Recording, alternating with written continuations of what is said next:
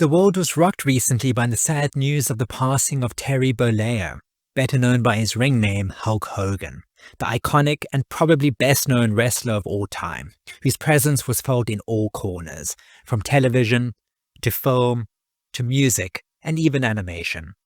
By 1985, Hulkamania was running riot, brother, and the red bandana and 22-inch pythons were seemingly everywhere.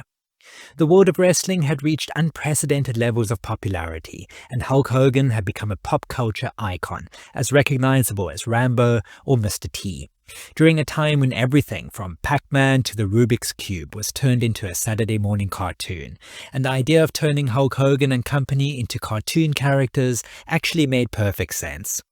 Wrestlers were the closest thing to seeing a comic book superhero come to life, and a wrestling-themed Saturday morning cartoon would help take Hulk Hogan's popularity with kids to new heights. Today we're paying homage to the Hulkster and his cartoon, an interesting footnote in the history of both wrestling and animation. Hulk Hogan's Rockin' Wrestling.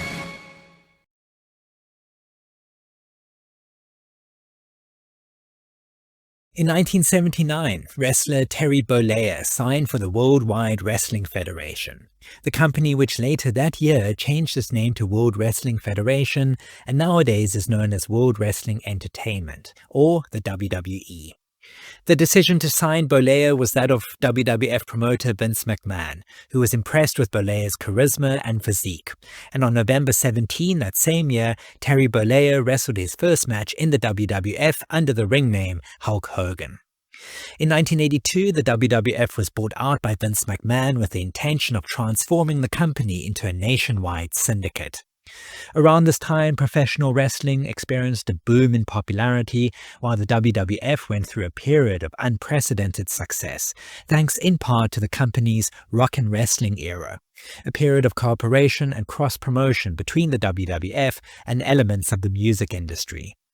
MTV broadcast the first live wrestling match on cable television, while singer Cyndi Lauper embarked on a long collaboration with the WWF, which culminated in 1985 at the very first WrestleMania, a pay-per-view which would go on to become the company's flagship event.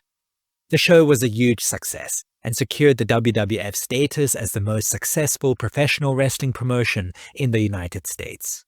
Hulk Hogan, who won in the main event, appeared on the cover of Sports Illustrated, which, after the swimsuit issue, was the magazine's bestseller of 1985. Wrestling began to become mainstream, thanks, in large part, to the appeal of Hulkamania, particularly among children. In 1984, the WWF were approached by Andy Hayward with the prospect of developing a Saturday morning cartoon show based on the likeness of the Federation's most popular wrestlers. Hayward at that time was chairman and CEO of Deke Entertainment, an animation studio responsible for other popular animated series like Inspector Gadget, Care Bears, and Rainbow Bright. And in addition to being a television producer, Hayward was also reportedly a big fan of professional wrestling. Andy Hayward pitched the cartoon's idea to Vince McMahon, who liked the concept and allowed Deke to use the WWF's image and likeness. In an interview with WWE.com, Hayward claims to have been in constant dialogue with Vince McMahon, who Hayward credits as being the creative force behind the project, with much input and many ideas on how the storyline arcs would unravel, and which characters would be the most colorful to emphasize. The series was developed by Jeffrey Scott, who wrote the majority of the episodes, which were directed by Inspector Gadget director Bruno Bianchi. Due to the wrestlers' incredibly busy travel schedule, none of them were able to voice their respective characters, and instead a cast of recognizable voice actors were brought in. Brad Garrett, later of Everybody Loves Raymond fame, lent his voice to Hulk Hogan's character in his first voice acting role, and would later go on to voice Big Dog in Two Stupid Dogs. Other voice actors included James Avery, best remembered today for his role as Philip Banks in The Fresh Prince of Bel-Air, as well as the voice of Shredder in Teenage Mutant Ninja Turtles, Jodie Carlisle, known for her work on The Wild Thornberrys, George DeCenzo of Back to the Future fame, as well as prolific voice actor Charlie Adler. One WWF performer who did voice himself was Mean Gene Okerlund, the WWF's regular deadpan interviewer and announcer, known for being the ultimate straight man in the wacky world of professional wrestling, and who played a similar role in the cartoon. Okerlund voiced himself in 4 episodes, while his remaining appearances were voiced by veteran voice artist Neil Ross.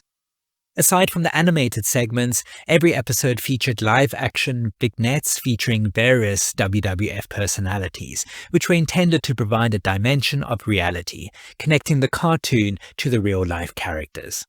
These live-action scenes were shot at a studio in Culver City, while the voice actors all recorded their roles together at a studio in Burbank. Hulk Hogan's theme was at the time used for Hulk's ring entrances, and a slightly shortened version of the music was used as the theme song for Hulk Hogan's Rockin' Wrestling. Hulk Hogan's theme was composed by Jim Steinman, who later reworked it into the song Ravishing, performed by Bonnie Tyler and featured on her 1986 album Secret Dreams and Forbidden Fire. In wrestling jargon, a face or baby face is a hero or a good guy, while a heel is a villain or a bad guy. And Hulk Hogan's Rockin' Wrestling followed the typical Saturday morning cartoon model for the time of pitting good guys against bad guys, or in this case, mirroring the world of professional wrestling, faces against heels. Hulk Hogan was the leader of the faces, which also consisted of Junkyard Dog, Captain Lou Albano, Andre the Giant, Wendy Richter, Jimmy Superfly Snooker, Hillbilly Jim, and Tito Santana. Rowdy Roddy Piper was at the time the main rival of Hulk Hogan in the wrestling world, and in the cartoon was the leader of the heels, which consisted of the Iron Sheik, Nikolai Volkov, the Fabulous Moolah, Big John Studd, and Mr. Fuji. No wrestling matches took place at any time in the series. In fact, wrestling was only used as a mechanism to help the viewer tell the difference between the good guys and the bad guys. The show didn't feature any kind of specific premise, only a very general one, and instead focused on the wrestlers' lives outside the ring, which involved Hulk Hogan and his friends finding themselves in all sorts of wacky situations.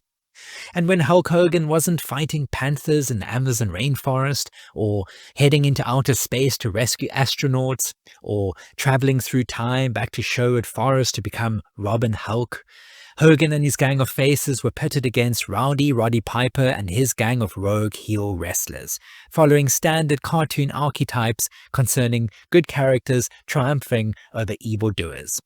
Some episodes were divided into 2 15-minute segments. Others included 1 30-minute episode, and while most episodes were centered around the good guys versus the bad guys, some episodes only featured the good guys, while other episodes were only about the bad guys.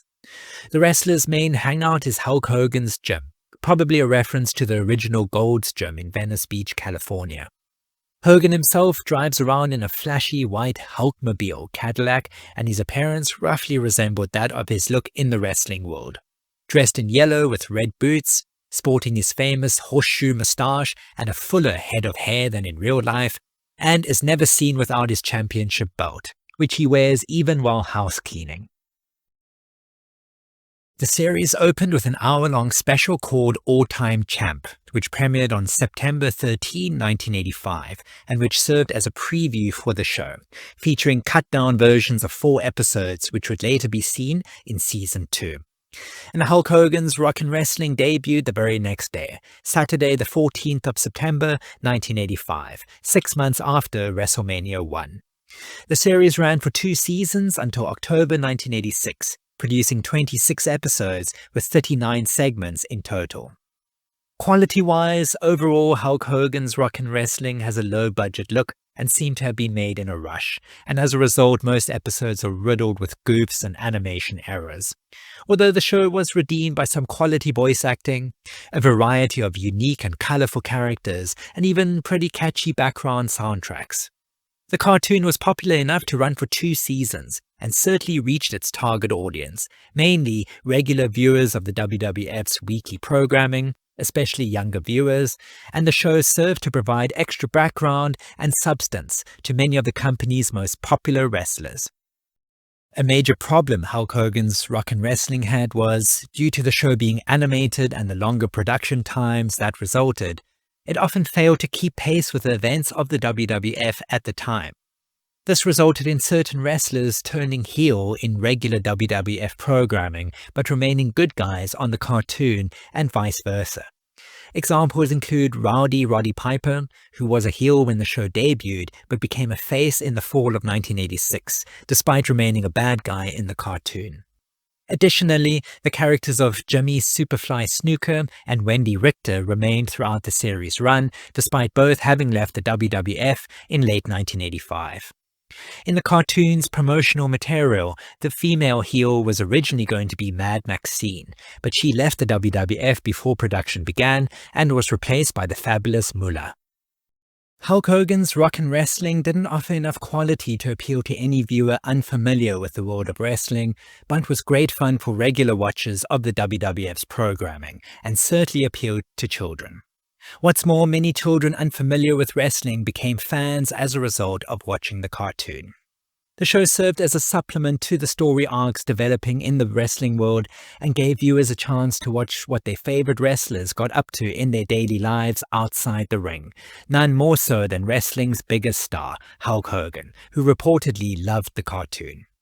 Hulkamania was a little before my time. I grew up watching wrestling in the mid-1990s, and had the WWF come out with an animated series centered around the adventures of Shawn Michaels, The Undertaker, and Stone Cold Steve Austin, my friends and I would have been all over that. Hulk Hogan may no longer be with us, but Hulkamania will live forever, thanks in part to Hulk Hogan's Rock and Wrestling. Thank you for watching all the way to the end. Please like this video if you learned something today. I'll be back again soon, so until then, remember to say your prayers, eat your vitamins, and stay tuned for more cartoon history.